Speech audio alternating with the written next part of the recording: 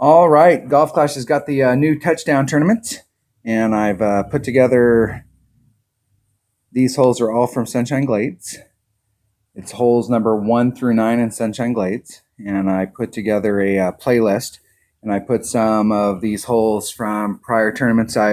Some of the holes I've got two different shots on them. Some of them are I took a backspin shot, and then the next one I did a rough bump or a run in, and I've got some low level shots in here as well. So there's 17 videos in this, and you can scroll through this. I'll put the walkthrough scouting report on the top of it. If you're not a subscriber, please hit subscribe down at the bottom and like the video. It always helps the channel out, and hopefully all this will help. All right, here we go. Thanks for watching. All right, we are here for a Golf Clash has announced another tournament, which is the touchdown tournament. It's going to be at the Sunshine Glade holes, and it's going to be holes number 1 through 9 of Sunshine Glade. So some of these holes are some of the oldest in the game. The very first tournament that was ever played was the U.S. Championships, and back then there wasn't 9 holes for Sunshine Glades. I think there was only like 4 or 5, and then they added some on at a later date. But some of these holes have been around since the beginning. So I always start these walkthrough scouting reports on these tournaments with the best of intentions of being quick, but there are a ton of different ways that we can play these holes. So I may not have all the numbers as far as backspin, side spin, and what we're going to do on them, but mainly my goal here with these is to think about all the different ways that we can come at the holes and what our options are. So hole number 1 of Sunshine Glades, this will be hole number 1 of the touchdown tournament. And for me, it's this shot is a QB, and you need a QB that has between 5 and 6 backspin. The way I set the shot up, you can have one that has less. I've got a QB that's got quite a bit less in my lower level account, and you can still get it done, but what you'll tend to find is that you're out in this area.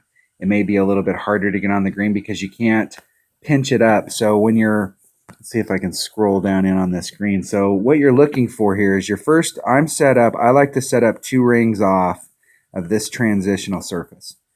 And it puts my ball guide going out in this direction. So we're going to put backspin. I balanced it out. I went back and watched several of the videos from past tournaments, and it's kind of balanced out at about 5.5 backspin, 5.5 left-hand side spin. So the ball's starting to move off in this direction. But your second bounce over here, if you draw the arc, this is the deal. So if you put curl on it, you want to be cognizant when you're setting your shot up of where your second bounce is. Because if your second bounce is on the inside of the sand and then you put a bunch of curl on it to try and bring it to the hole, what'll happen is that curl's not represented in your ball guide. So your ball guide's going straight. And all of a sudden you put this curl in, so when you hit this spot, you're coming at it from this angle and you're going over the sand and you're going to clip and get caught up in the sand. I see a lot of people do that. So if you've got a lower developed club that doesn't have a lot of backspin, you're not going to be able to put the curl on it to bring it so that it's rolling up towards the cup. You'll have to pretty much hit it straight out here, and you'll end up landing in this zone and then having a chip to get on. So this is a great chip for if you've got lower developed stuff. This is why you want to bring a Firefly in your bag, because it'll help you out a lot. I'm a Rapier fan because it's got that topspin and we can make those chip ins. These chip ins aren't give-me's, but they are makeable. So on this hole, I'm going to shoot 2 rings off of this transitional surface. Kingmaker, QB, 5.5 backspin, 5.5 left-hand side spin. No overpower. Just a little teeny bit of curl, just like rubbing up against the nubs to get it to come towards the hole.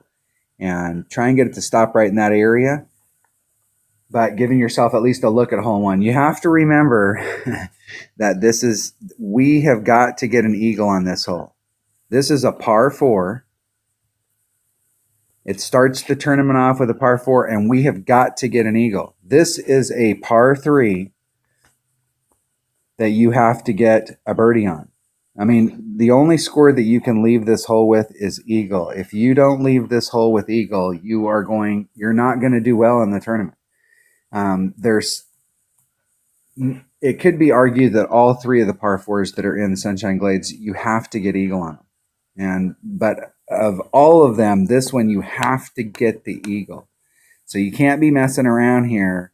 You got to come here, and if you want to bring an extra mile, which I have no idea why you would want to, but if you want to bring an extra mile and you're in the same spot, it's going to take about 2.5 backspin. It doesn't take a lot to get into the same zone so that you can swing it around and try and get up on the green. There is a rough bump that you can do here.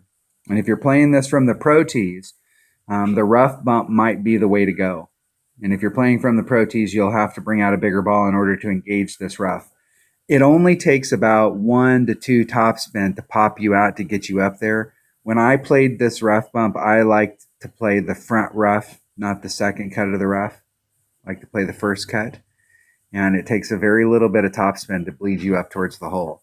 But this right here is definitely the higher percentage shot, especially when you're playing a rookie.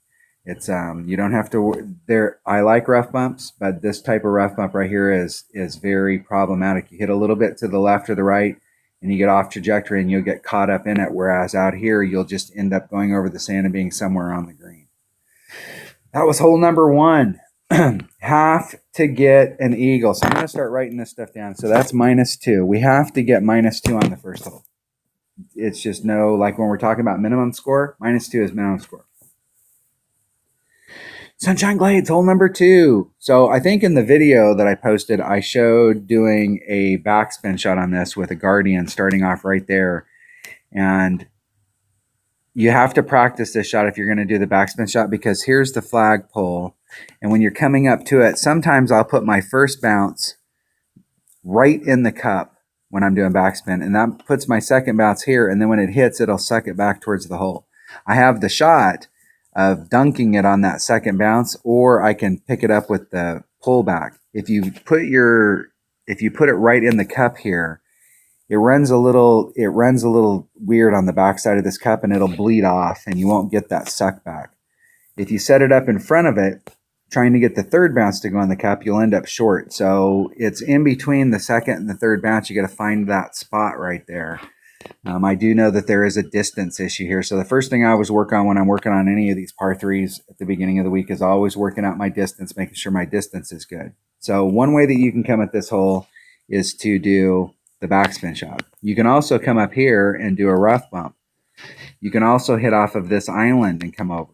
So these are your 3 viable shots. I've done the backspin shot and had limited success. I've done this shot right here, and I've had limited success. I'm going to the rough bump this week.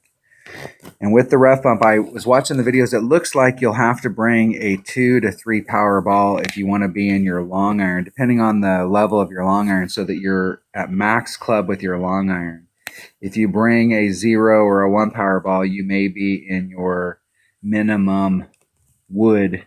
And so it just depends. I'm probably going to want to take this rough bump with my long iron, but the distance that it is from down here up to the cup, I'm going to have to make sure I bring a long iron that's got enough topspin to get me up there, and I'm not sure what that number is. So you can either backspin it on to the hole, that's shot number 1. You can rough bump it, that's shot number 2, or you can bounce it over, that's shot number 3. The bounce over shot, I like to be down into this area right here, at least 2 rings off the transitional surface, and then work it to the cup. There is a wind adjustment down here. I think in the past we were doing at least like a 10% wind adjustment, and that'll be wind adjustments 10%. Okay, let's take my short iron for example. I hit my short iron 1.1, 1.9, 2.0. So at max, that's max, and then at mid it's max times 1.75. And then at minimum, it's max times 2. Or excuse me, this should be 2.2. Sorry. So when I do a max, so let's say I was in my mid club, but I was actually doing a max wind adjustment. And I would be doing a 75% wind adjustment just by doing that. So that's based on my numbers. But if you're using the app, or if you've got some other way of figuring out your wind ring numbers, then those percentages, when somebody says, hey, I'm doing a 10% pull, they're doing a 10% pull with their club. Are they doing a min pull, max pull? What number are they using for that pull?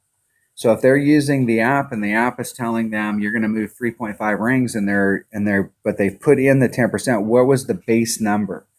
And so I'm always suspect. I look at these at the beginning of the week and I write them down on my notes so that I know that there is an elevation change here and that people in the community are recognizing that there's an elevation change. But I don't start making these adjustments until I start taking some shots to see in my adjustments, where is it at? As a player in the community, it would probably behoove me to just use the numbers from the app or one of the apps or try and use those. But I know how to work out my win ring numbers and I know how to do the math. And so sometimes I think it helps me because I'm not as dependent on it. And sometimes I think it might hurt me because I don't have something doing math for me so that I can get down to the nitty gritty. Sometimes I'll round it up to 4 and it should have been 3.8, and that 3.8 can throw you off the cup.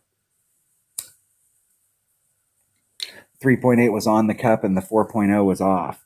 So just on those numbers. So I don't know as far as like adjustments, what adjustments I'm going to have to make on this hole yet, but I'll work that stuff out as the week goes on. My main thing is to try and get, when I first come to these holes, and that's what I like about par threes is there's a ton of different ways to play them. When you come here and I start this off, my first goal is going to be to perfect my distance and try and hit perfects so that I can start working on this number early. But my main objective when I first start playing a hole and trying to dial it in for the tournament is to work on my distance. Hole number 3. Hole number 3 is hole number 3 of Sunshine Glades. Hole number 3. All right. So I'm a fan of getting underneath of these shadows. And only because if you look at where, normally we're landing out somewhere in this zone out here. And the way we do that off of this island to me it looks like this. And so when you're along the edge over here on the side, it is on that edge is because the fairway, it starts right here. So when I say, if you watch my videos on a regular basis, and I say I like to be 2 rings to 3 rings off any transitional surface. So if I know I'm using curl, and I'm going to use all the curl on this shot, I like to be 3 rings off of any transitional surface. So I want to be 3 rings off of this transitional surface. I'm not counting the rough as the transitional surface. I'm counting this area that's dropping down. You do not want to hit out here. So for me, the top part of this platform where it's flat, that's where the transitional surface starts. I see a lot of people come out here and they put their 2 rings off of this and they're barely on the flat. If they hit a grate to the right, you'll see this, and you've probably seen this and wondered what happened. Somebody hit a grate, or you may have had it happen to you. You hit a grate to the right here, and then all of a sudden it takes a flat bounce and it puts you in the sand or the rough right here. And so what happened is you hit on that downhill side where it's going towards the rough. So think of this type of pad as only the flat part is the usable surface, and the transitional area starts at the edge of that. So I'm going to be pretty much in the center of this pad. I'm going to be a little bit to the right, but I'm going to be pretty close to the center of that pad because I do not want to have anything to do with anything that's on the inside of that. This, to me, is the only part of this fairway that you want to hit to. And if you hit only to this area, you'll find that your ball comes out every time on the other side. This is a pure setup shot with a QB. This is one of the benefits of having multiple bags. You have an accurate bag, it's got a QB. You come in here, your ball guide's going out like this. You set it up, you take out the wind, you put on max topspin, max curl, and the ball goes right over in this direction. Depending on how big of a ball is depending on how far you get out into the shadows. You can play this with a katana. I play this hole in one-on-one with a Marlin, and it's more than enough. So you can bring out any ball. However, on your second shot, being able to cut the wind down, bringing a Kingmaker on this hole is not a bad deal. And you're trying to do max curl here, so bringing a side spin ball. So starting in the Katana, Quasar, somewhere in that range of balls. First ball to help you get over here with curl, and the bigger ball is not going to help you here because you're short shooting it, but you will get a little bit more flight time. And so it will net you a little bit more distance. But from over underneath of the trees, when you draw the line here, let's go from the edge of the sand to the cup.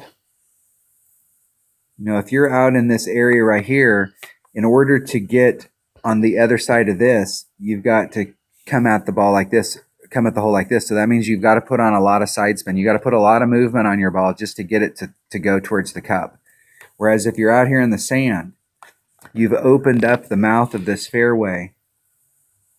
And so you have a straight in shot at it. So you don't have to put as much movement on the ball. You still have to put a little bit of movement on the ball, and you still got to manipulate it a little bit. And it tends to hit, I think it tends to hit a little long here.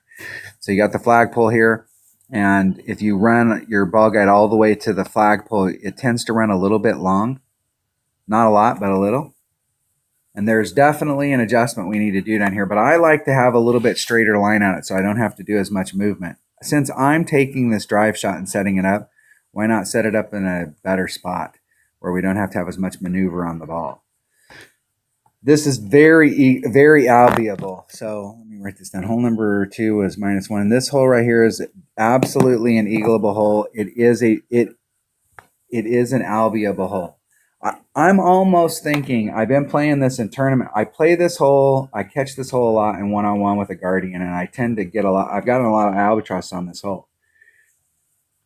And with my Saturn, or excuse me, my Sniper, during tournaments, I tend not to get a lot of albies on this hole, and I might actually switch and start playing it with a Guardian. One of the things that I do with a Guardian that's a little bit different is with my Sniper, I tend to start a little bit farther back, and I'm using less backspin and trying to feed it up to the cup. And there's a lot of movement on this green. The green's going down in this direction, and it's not.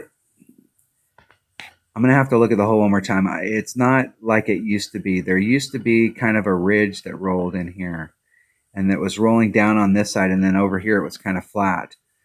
And I think that they've smoothed this ridge out a little bit, but there's movement right down here at the bottom by the hole. And so if you're trying to run your ball up to the cup, you get engaged with all this stuff, and it can very easily move your ball off trajectory. But with my Guardian, when I'm in one-on-one play, I tend to be closer. So instead of starting off back here with my ring set, I'm starting up closer with my ring set, and I can use a little bit more backspin. And I can stay on the lower part of this line so that I'm not engaging any of this movement above and trying to bring the ball right straight to the cup. And so I might switch up this week and start either use my Sniper and put on more backspin, or use my Guardian and try and get a little bit closer to the hole to see if I can improve my odds of picking up the albie. Like I said, I pick up the albie a lot in one-on-one play, but in tournament play, it's rare. And these holes have been in a lot of tournaments, so I haven't been as successful on this in tournament play as I am in one-on-one. All right, that was hole number 3. Hole number 4. All right. Okay, a couple things about hole number 4. A ton of different ways that you can play this. You used to be able to come out here with a big topper and bounce off of this island and catch this island and bleed it up towards the cup and get on and one. And this was a very viable shot. However, if you did not hit it perfect, that second bounce of that big topper was either in the sand of the drink, and you could be in trouble. The last time this was in a tournament, which I think was the Monster Marsh, me and one of my teammates, Eco and I, went out here and caught this hole, and I think it took us 7 or 8 times. He finally made it over, and we hit it perfect. I mean, set the shot up perfect, hit it perfect, and ended up in the drink. He set the shot up perfect, hit it perfect, bam, in the drink. And we did that over and over. I think we did it at least 3 times. We hit at least 6 perfects before he finally was able to make it over. And in my opinion, this shot, they've done something on this shot, and they've taken it out of commission. I'm not going to do that. There's another way. So if you come out here, you can do this with a 3 power ball, but if you use a 5 power ball, you can get in here and you don't have to do any overpower. It does not take a lot. What you're trying to do is almost do a rough bump. So your first bounce is here, and then your second bounce is clipping that rough and then dribbling you out into the green. And so I'm going to have to go through my notes, because I think it only takes just a few top spin, maximum right hand side spin if you're using an extra mile, and a little teeny bit of curl just to come over and clip that rough your ball guide's going to be going over towards the tree, so you'll have to put curl on it to bring it over, but you're looking for the arc. So wherever your second bounce is, you're looking at that arc, and you want to make sure that when you swing that arc around, you clip that rough and then dribble out onto the green. Another way that you can play this is that you can try and get up into this area so that you've got a nice short chip, and you can either bounce off of this island, you can bring a big ball and bounce over here and try and bleed up. But if you're going to bring a big ball and bounce over here, why wouldn't you just try and get on one? It's a tricky shot, but it's not that difficult. The risk here on this shot is that you will epic fail in this drink. That's the risk. So when you're setting yourself up down here, I like to be 2 rings off. So I want to be 2 rings off that transitional surface. And the more you move it to the left, the more you're engaging those trees with your ball guide, the more curl you have to put on it in order to bring it back. But I would rather leave myself room here and have to put more curl on it and then get caught up in the rough down here if something goes wrong than to end up in the drink because I didn't leave myself enough room on the setup. So way number 1, straight at it. That's 1. You can bounce off this island. That's 2. You can come over and overpower and try and get up into this area or do this shot to get up into that area. With my low level account, I don't mess around with any of that stuff. I come out to this hole in one-on-one play and I hit right here. This is shot number 4. I lay up right here I actually pull out of my driver and bring out my sniper. And I lay up out here, and then I take a sniper shot coming in, and you have a beautiful sniper shot coming in. Beautiful, straight up the deal. And where that shot comes in, you can see the movement that's on the green. There's some movement right here and some movement right here. This movement that's on here, there is a little bit right in front of the cup. But where you're coming in at it, you're on this side of it, and you can get a pretty good run at the green even from back there. It's not nearly as good as if you're on the green taking a very short chip or a putt. That's why I will tell you that you have to get an eagle on this hole. I'm sorry. You need to get an eagle on this hole, and you need to get an eagle every time. There's just too many people that are going to eagle all these par 4s. And if you can get up there on one and take a short chip or a putt, then that's what you got to do. But with my low level account, I'm going to hit it right here and take this shot, because for that account, that's the high percentage way to go at it. Because if I want to do this shot, I don't have, my extra mile doesn't hit as far. I only got an extra mile 6. I'll have to put overpower on it. And I don't, that's no bueno. No bueno. Hole number 5, Sunshine Glades. All right. There are shots. I do not like the shot coming out from over here. And if you're going to take this shot out here, find some marker where you've got your ring set over here. You can use you can look on we have the measurement when you're looking at your club, there'll be a number. And as you move it forward or backwards, that number will change. So you can find a spot out here with your white ring rubbed up against the sand and work that shot, how much backspin, side spin it'll take to get it up to the cup. And this is the shot that I see almost everybody do. And the thing I don't like about it is it can be very inconsistent, because if you're not constantly in the same spot, that means every time you come here, you're having to relearn the wheel. I like to come over, and you can only do this in rookie. I like to come over into this spot right here.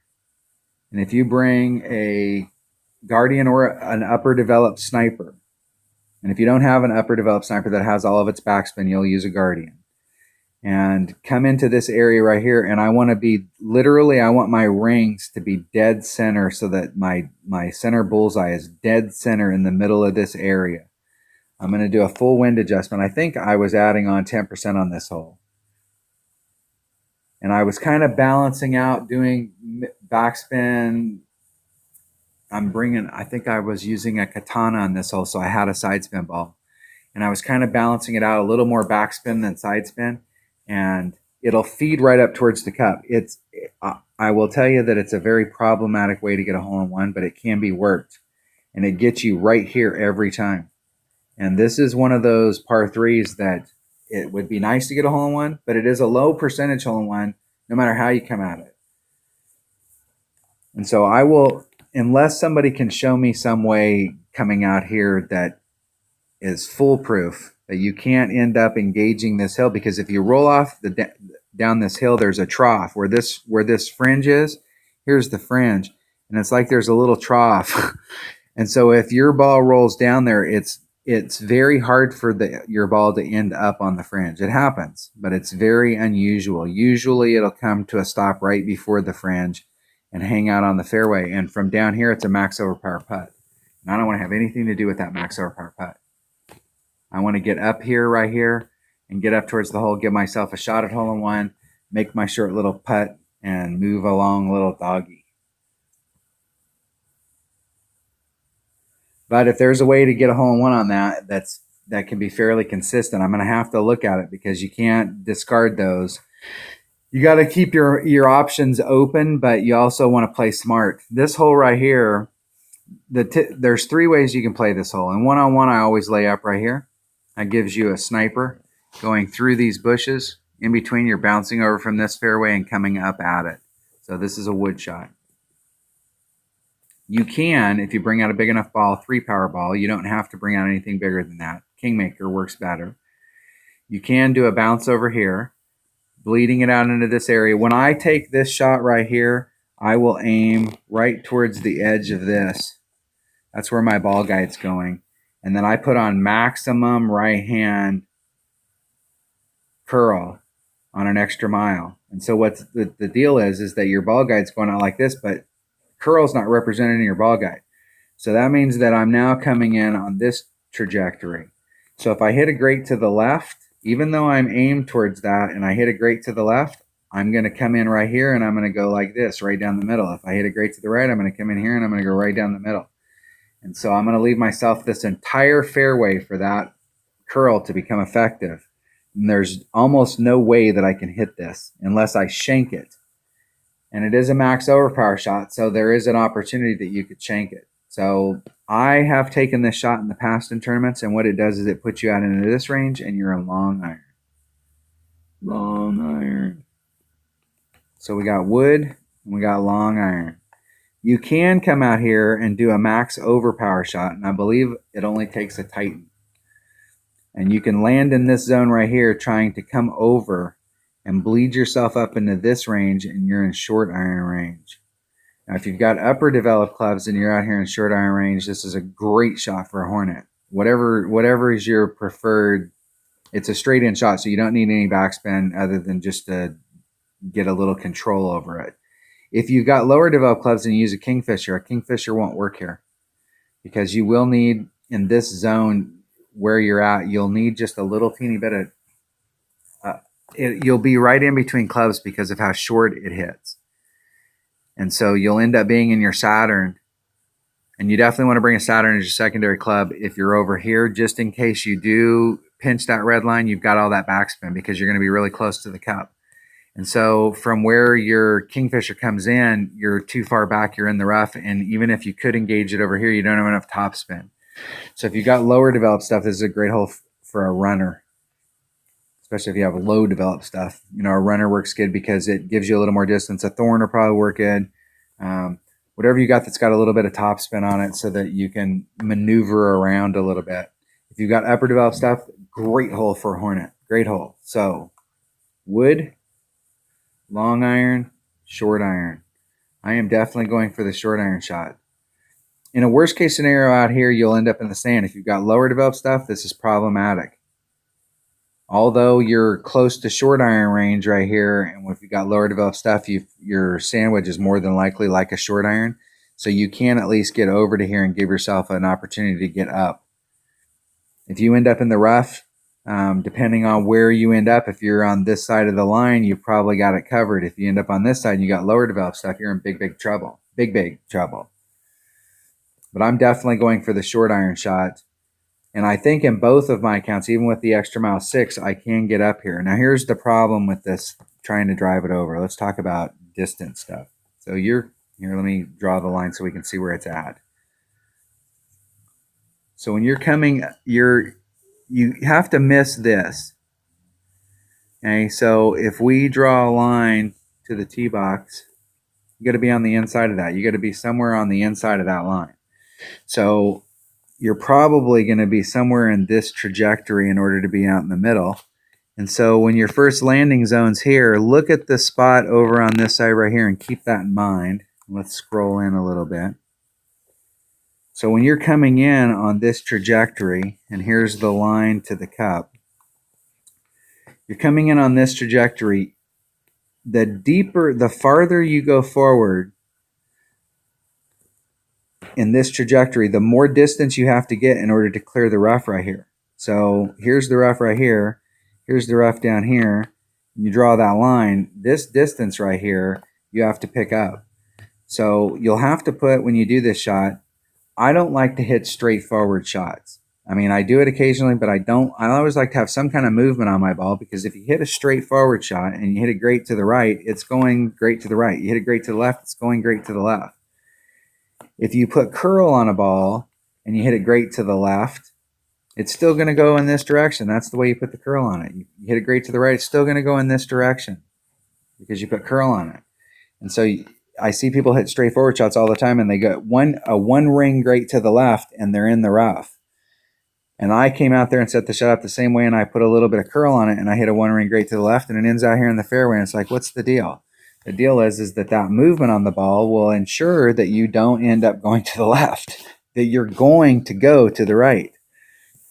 And so when you're taking this shot and you're coming out here like this, you have this distance that you can cover, and you want your ball to land right here, because this is a narrower spot. You can help yourself out with distance. If you get any farther, you won't be able to get far enough forward with a lower developed account unless you bring out a bigger power ball, like a 4 power ball or a 5 power ball.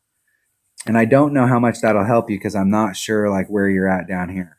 But you got to be very cognizant when you come over that you want, on this shot, you need to stay to the left so that you can stay away from this. But you want your ball to be going to the right so that you can try and stay within this shorter range, because if you get out here, you'll clip this rough and bleed out. I think in one of the videos that I posted videos for low level and upper level clubs. And so I think one of them in there, I did clip the rough. But I'm definitely going for the short iron shot on this, because that is, in my opinion, the way to at least increase your odds of getting an Albie with a short iron. And I don't even think I'm not quite sure with upper developed stuff if you're not even in mid club. All right, the duck hole. Yes, this is the famous duck hole.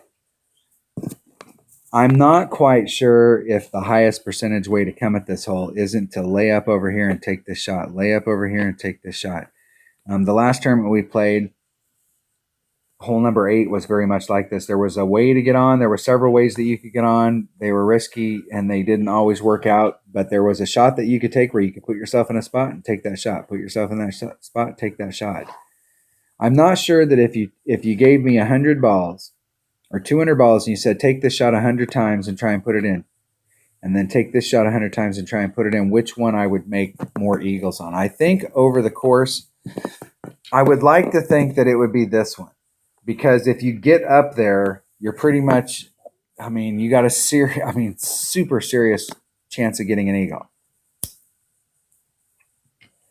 Whereas when you're over here on that same shot, you still have a ton of work to get done. So I'm not sure. With my lower developed account, last time we were here, I tried this shot with an extra mile 6, and you have to do overpower, and it's such a narrow spot that I don't know. I did get several eagles on it that week, and I did them out of the sand, and I did, I think, one out of the rough. But I don't know that I, even one time in my lower developed account, actually made it over in the clear and was up towards the green. I did in my upper developed account. So I think with my lower developed account, the way to play it is to give myself the highest percentage chance so that every time I have a serious look at it is to try and do the bounce over to here. So if you've got lower developed stuff, the left is probably the way. It could be argued if you have upper developed stuff that left is the way. But I'm going to bring out a power 5 ball. And this hole is either going to make or break me, because this hole right here is a must eagle. If you want to get a banner this week, you're going to have to eagle all 3 of the par 4s every time you get to them.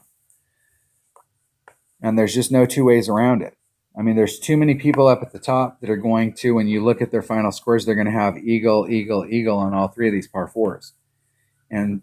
And this shot out here, while it gives you a very consistent shot, this is still a pretty tough shot. Whereas if you can make this shot, and that's the if, you're on, and you're taking a putt or a very short chip for eagle as opposed to having to make a short iron shot. So I am probably in my risk versus reward campaign going to do this shot.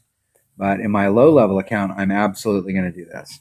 I'm absolutely. And I may change my tune as the week goes on in my upper developed account, and I may start coming over here because I'll practice this with my low level account and see what the shot is and what the wind adjustments are and see how successful I am. And if I'm liking it, then I may switch. But I'm going to start the week off with the intention of catching this island with a 5 power ball so I don't have to do any overpower and trying to just bring myself up to the cup. And it doesn't take a lot of movement. Like it doesn't take like max topspin. It only takes a little bit of topspin, like 2 or 3.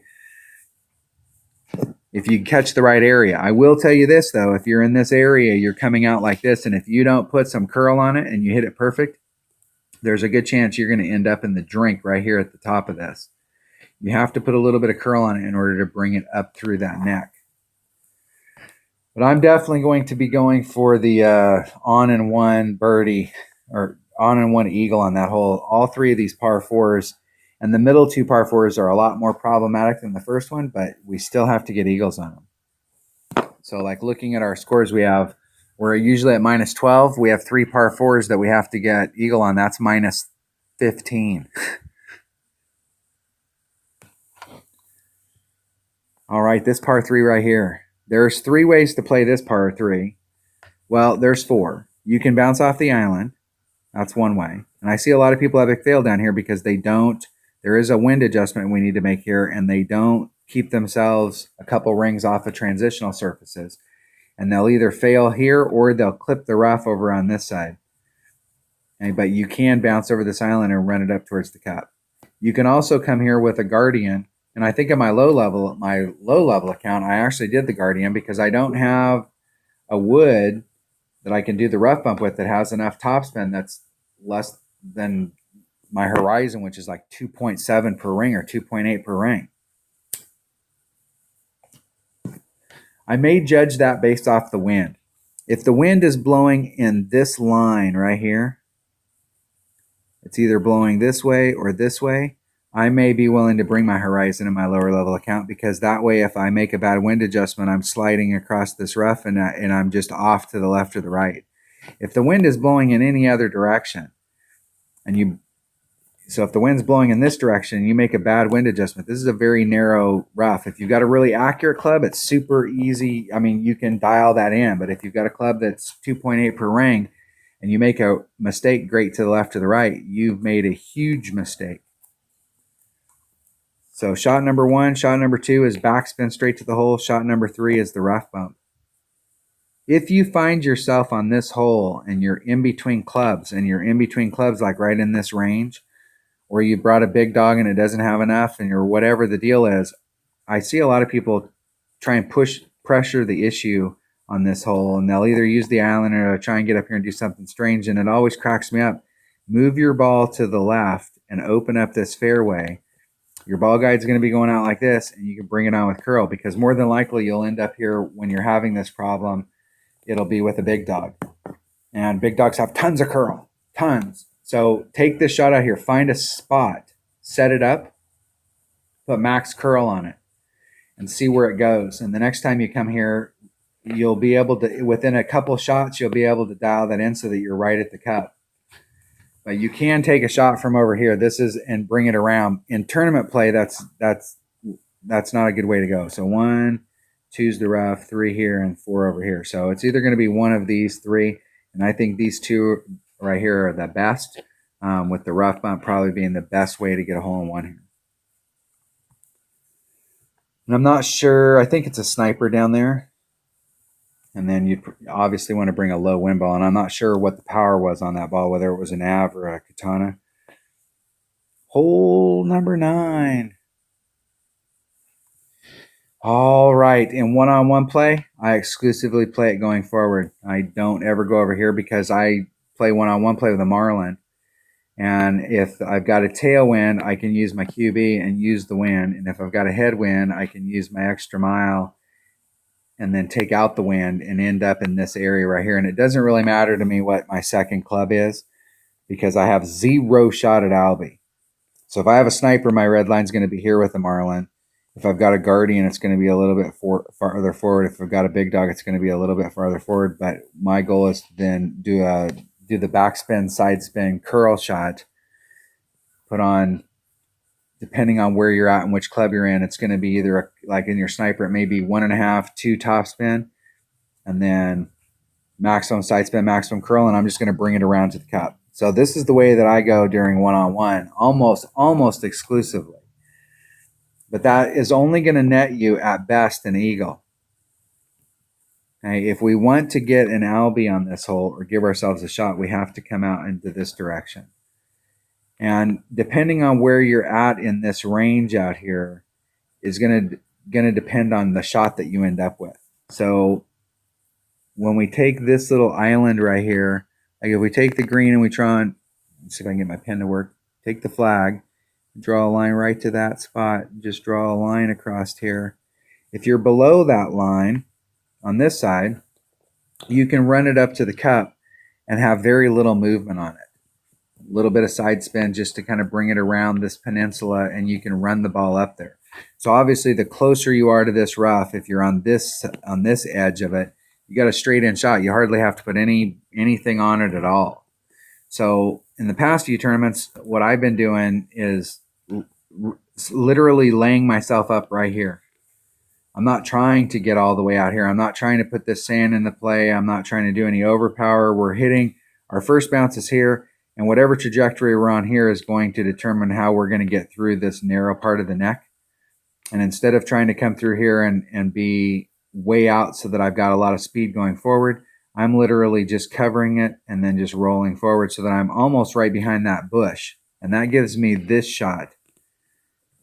So I can literally run it straight up to the cup with a sniper. If you get a little bit farther forward, so I'm taking the shot from somewhere out in this range, trying to bring that sniper home.